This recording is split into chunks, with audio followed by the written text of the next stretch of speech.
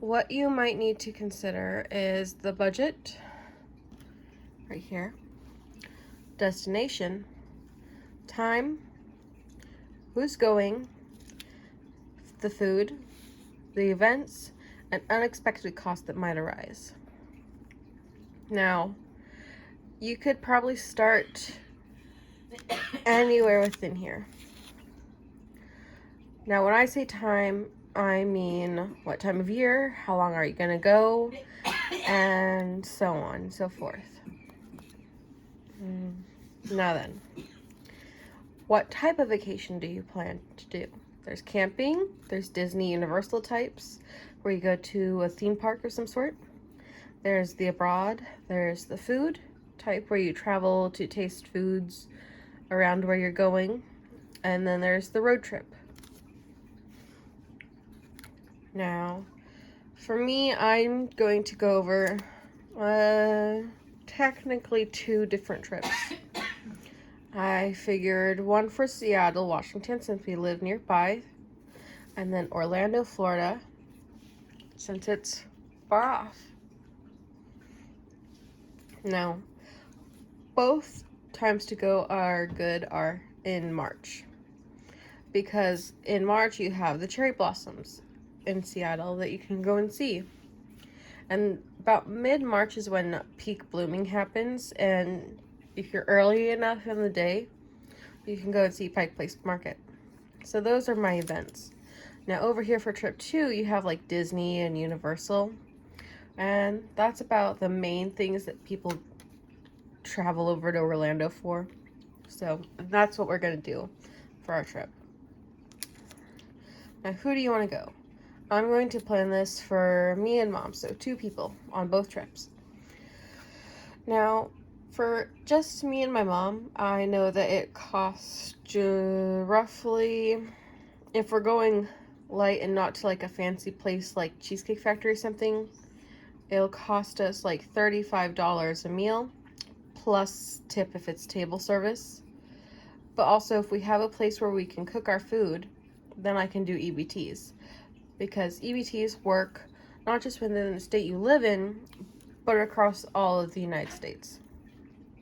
As well as it's, what is it? They're connected territories, I suppose. So there's that. So you might have noticed I didn't write budget down or extras. This is because we're also going to have to go over these for both of our trips. Like, because we live so close by to Seattle, we can just do gas and parking. Whereas over in Orlando, we're going to have to do flights. Unless you're willing to drive all that way, but I'm not. So then there's hotel costs, food costs, and extras. And extras could be anything from the unexpected costs up here to stuff like souvenirs and stuff like that. Or maybe you find a cute tank top you want while you're in one of the stores. All right, good. So let's look that over. Alrighty, let me get off this page. Now, as you can see, the best time to visit for Orlando weather-wise is March to May. And it also says that we have agreeable prices on travel and lodging. Now, that's not always the case, because sometimes there'll be like extenuating services, like maybe there's a convention in Orlando happening or something, and that will increase the rates for rooms and other such things. You also have to consider these, that they're going to be pricier when school is on holiday. But also, that's also time to plan. If you have kids, you might have to go that route unless you're willing to pull them from school and just have them do their homework either ahead of time or make it so that they can do it afterwards by talking with their teachers. Let's see. So, Google Flights. Google Flights is my general go-to because it goes over several destinations.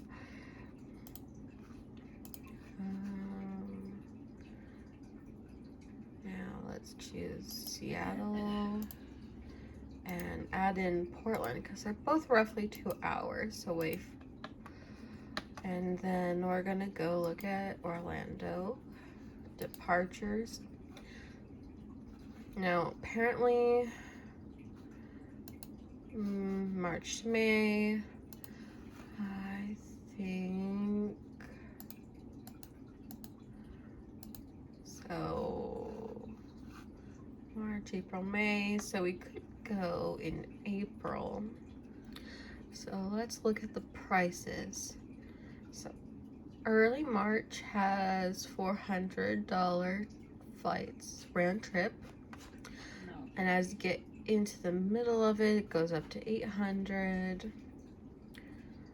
And then look at May. So it looks like May and April aren't the cheapest. It would be over in the beginning of March. Now you have to consider how long you want to go. So for if I'm just doing Disney and forgetting Universal, then I would say, well, it depends if you want to do park hopper or not. And because there's going to be a lot of walking. And I mean a lot. So remember, wear good shoes. Let's choose this.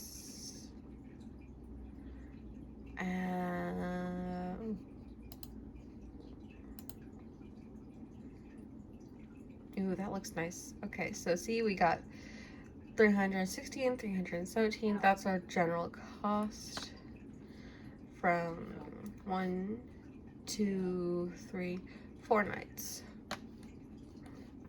So for most cases of Orlando, you gotta be careful about layovers.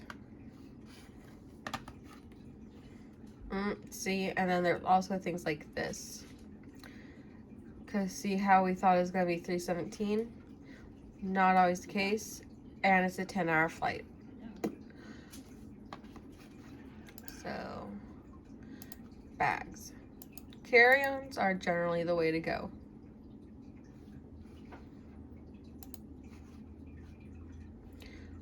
I would prefer nonstop only.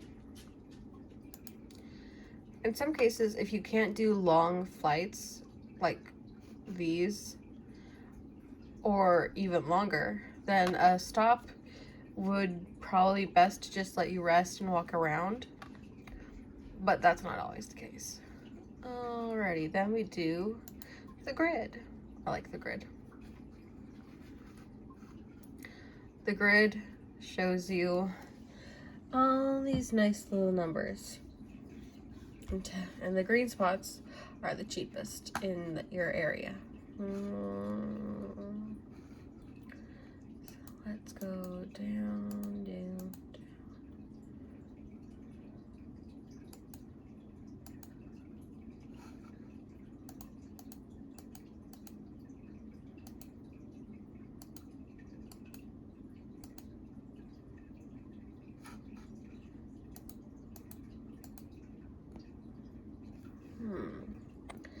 501 seems to be the cheapest right now. Bumped up to 512.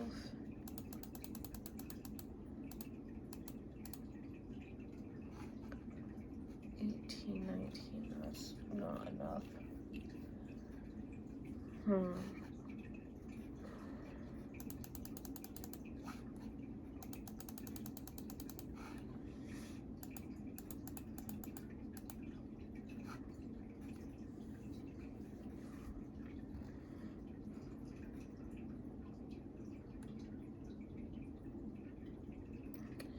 Well, but it seems currently that these are the best flights you're gonna get.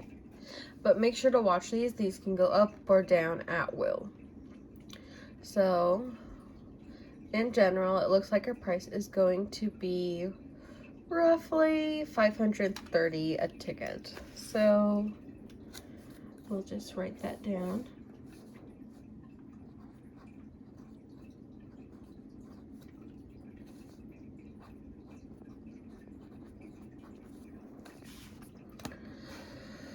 Now, let's choose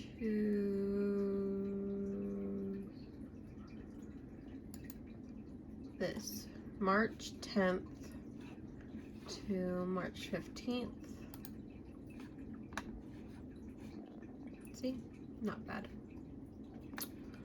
but not the greatest either price-wise. Now then, we got hotels, and here we align it with our chosen timeline.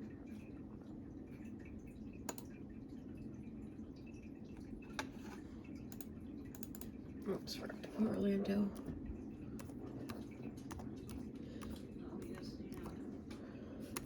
Now, in the case of going to like someplace like Disney or Universal Orlando, there are event planners, like certified event planners, and they will generally give you like a quote or even like a plan where you can pay it over time, and they won't charge you for their services in some cases because they get paid by some other company for doing so. Like, you say you buy the package, and because you bought the package from them, they then get paid. So let's see here. Under 100, a pool's nice. All filters, because what you want to look for is some don't offer free Wi-Fi, which is stinky. So unless you got like what's it, unlimited data, yeah, you're kind of screwed. Alrighty. And anything else? Free parking. Now, I don't actually plan to do any parking or anything. Like, I don't plan to rent a car in Orlando. I plan to get a very close hotel that has a shuttle service. So then the only thing I have to worry about is maybe getting an Uber or something to and from the airport, which can be pretty expensive, so watch out for that. Alright, looks like that's all I can put in here. Alright, Comfort Suites we know is a pretty good one. Like, they're not horrible. Holidays Inn is also good, and it's $87 a night. That's nice. But let's look over here, because this is the Disney area right here. So we want to choose hotels that are close. Like, there's this $63 a night, and this is what we're seeing, and it's on Trivago for $63, so that's not a bad site to go for.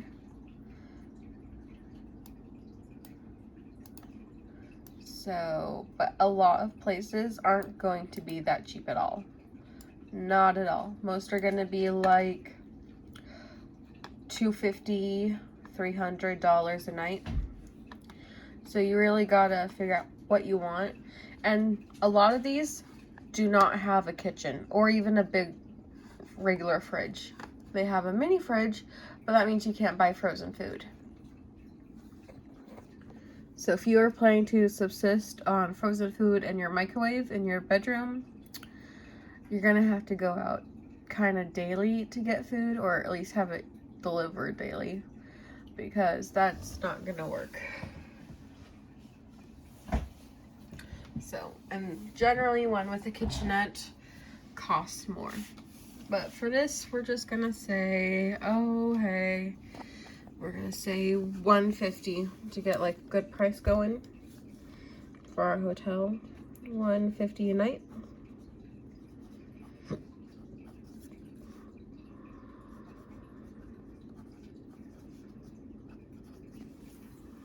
See? And so food cost, we already said, was gonna be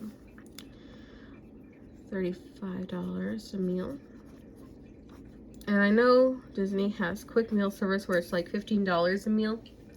So that will be nice in some cases. But also if you want to do like character dining, that's another added expense. But I don't really see the point in character dining. You're going to see characters anyway while walking around. So then you just gotta calculate. Now, what I like to do is instead of going straight for the extra, I like to calculate this.